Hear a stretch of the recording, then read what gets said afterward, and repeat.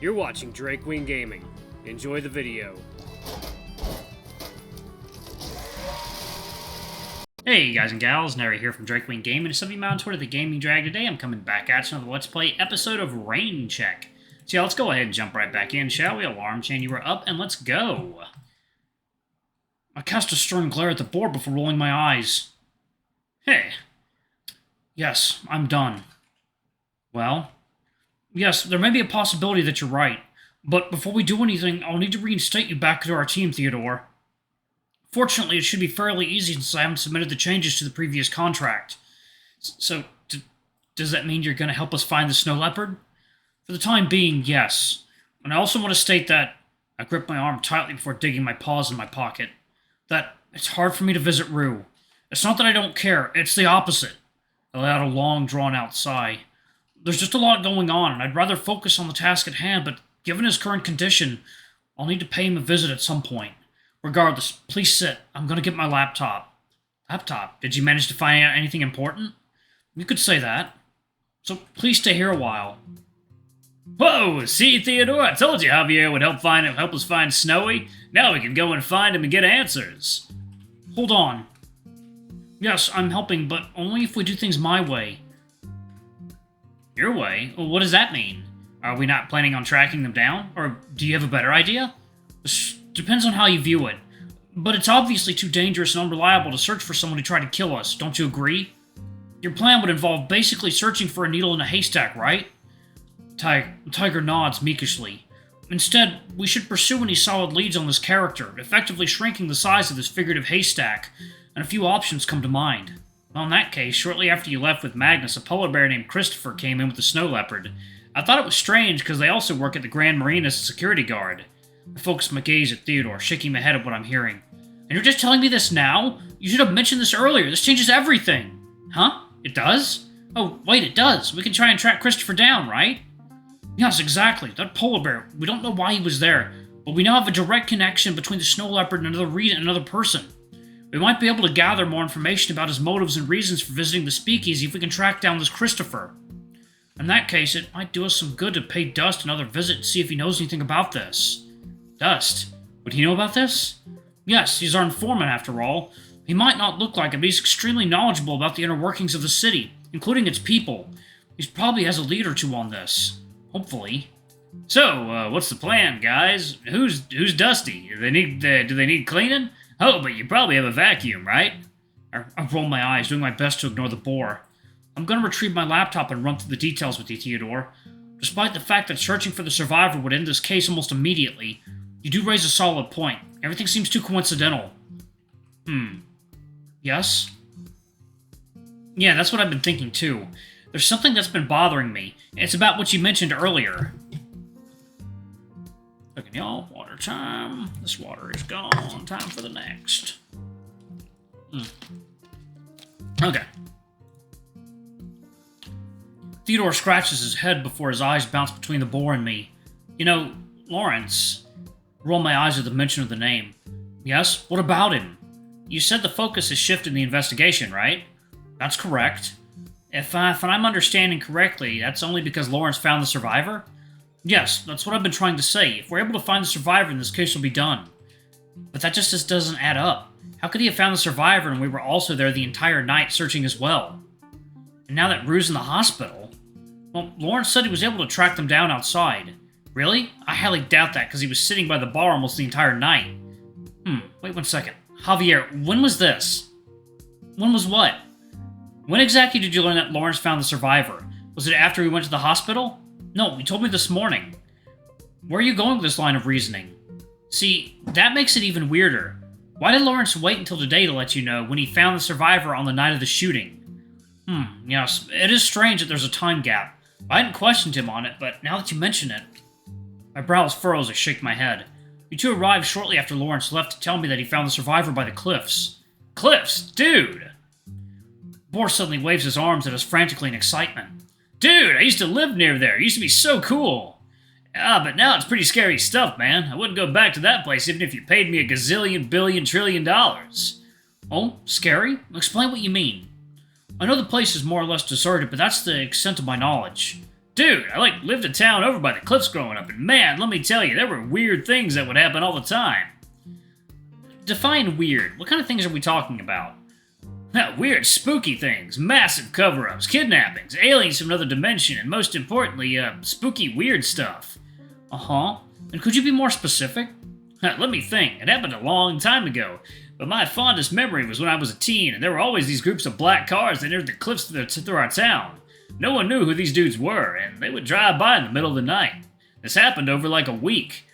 There were men in suits telling people to stay away. Like, stay away or you'll be exposed to dangers or something like that. Gives me the chills just thinking about it, because, the men looked really scary. We couldn't even leave our houses at some point. I also don't know how much of this is true, but there was this rumor floating around the cliffs had a large chemical spill in the ocean, and they had to cover that up like crazy. People were saying anyone who touched that water had their fur and scales rot away and turn into zombies. Wait, that's probably why we couldn't leave our houses. They were trying to protect us from the zombies. No, there's no way, right? Zombies don't exist. But yeah, this happened a bit after the men appeared, and they wouldn't let us anywhere near the right direction of the cliffs.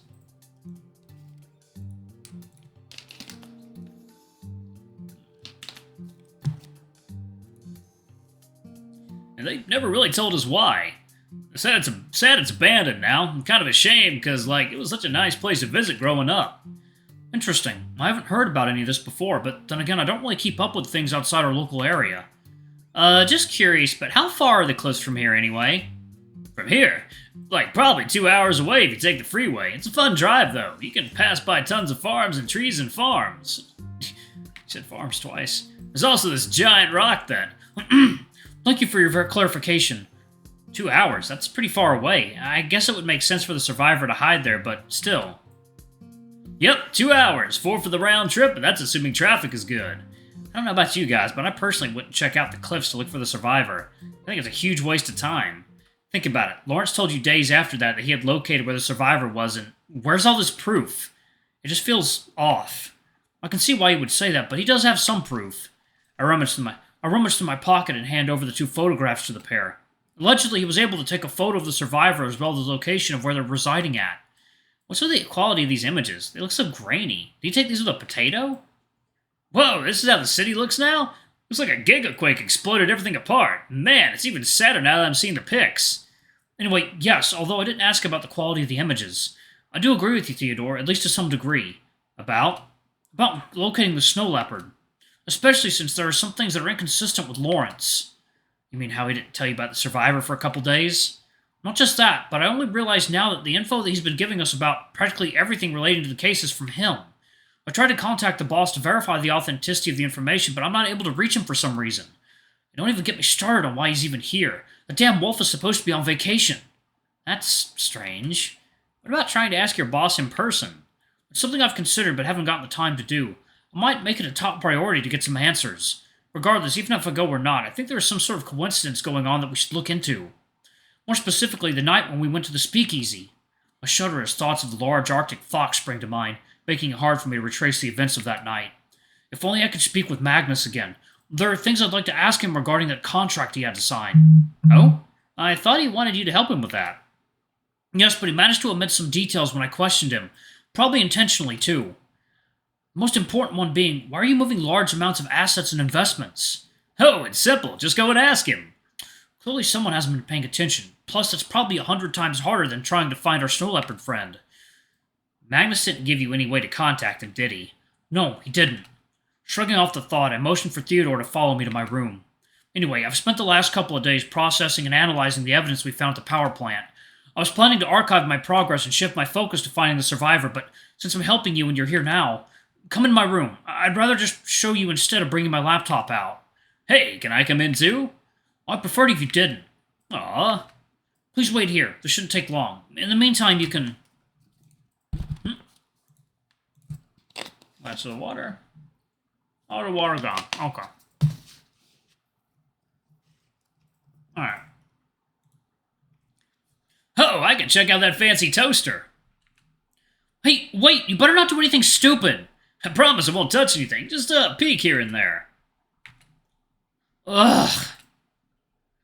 The boar scampers off to my kitchen, leaving Theodore and me staring at each other bewildered.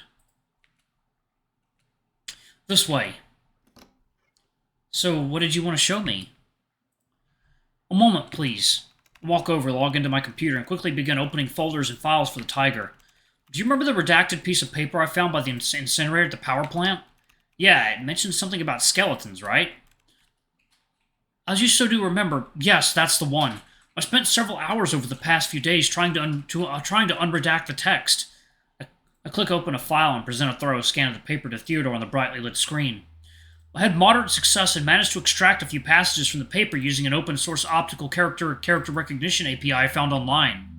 Right? Am I reading this correctly? Is this some kind of patent for chemical production or something? It's not a patent, but a research paper that describes the experimental production of a specific chemical. Unfortunately, it seems we're missing some pages, as the information here lacks context. I point to a particular passage on the screen. This is where we saw the word skeleton, but it turns out it doesn't seem to be related to anything else. It feels like we're missing other pages to make sense of this. So about the chemical. Do we know what it's called? Please don't tell me it's this long name on the screen here. Cesium bixmethyltri, anitrazingo, parahazanide? That was a mouthful to say. Yes, it's called cesium bisphosphothiazine aminotriazinoperoxyhazanide, but later in the document it's referred to simply as sebeth. I don't remember much from my high school chemistry class, but this sebeth doesn't sound natural. Yes, that's the point of this paper. It's purely synthetic. And whatever it is, nothing shows up when looking up the sebeth online. The real question is, why was this found by the incinerator? I'm guessing whoever threw it there was trying to get rid of this. Yes, that's the most obvious explanation. I'm also assuming there were countless other pages that were tossed in, with this being the only remnant. There is one more thing to note, though. I don't know the significance of this, but right here at the bottom, I point my paw at the corner of the screen, zooming into the image. There's a small logo of a leaf here.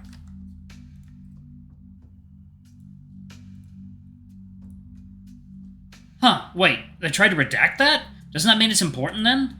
Perhaps, but I'm not sure what exactly it's supposed to represent. Regardless, this was all the information I could lift from the paper. It's not much, but I thought I'd share it with you, all things considered. That's that, I guess. For the time being, yes. And the other data collected at the power plant? I roll my eyes at the Tiger. Unrecoverable. I doubt it'll ever be retrievable with how corrupted the data is. Ah, right. Sorry about that. He did save my life. Maybe I should cut him some slack. No matter. We should focus on finding that security guard that accompanied the snow leopard at the speakeasy, correct? Yeah, they work at the Grand Marine. I've seen them around a couple times already. Good. Let's attempt to track them down and see what we can learn. But before that, let's pay a visit to Rue. Thank you for reminding me of my social priorities. I grip myself tightly, uneasy at the thought of Rue losing his memories. Oh, okay, if you're sure. But I was just at the hospital and they've relocated him to another building for recovery. I'm not entirely sure if he'll be available. That's fine. We can still go. There's also his medical report I'm interested in looking over. We can... Hey, guys, I got bored, so I decided to sit on the couch, but something fell off the table, and I think I broke something, maybe? Oops. You broke something? I don't know how it happened. One moment I was sitting on the couch watching my funny videos, and then something fell from the bottom of the table. I tried to fix it and put it back, but it wouldn't stick anymore. What? Oh, a listening device. Alright, y'all, I'm going to go ahead and pause it right there. Thank y'all so much for watching. Don't forget to like, comment, subscribe, ring that notification bell. I love you all, and I'll see y'all in the next video. Bye-bye!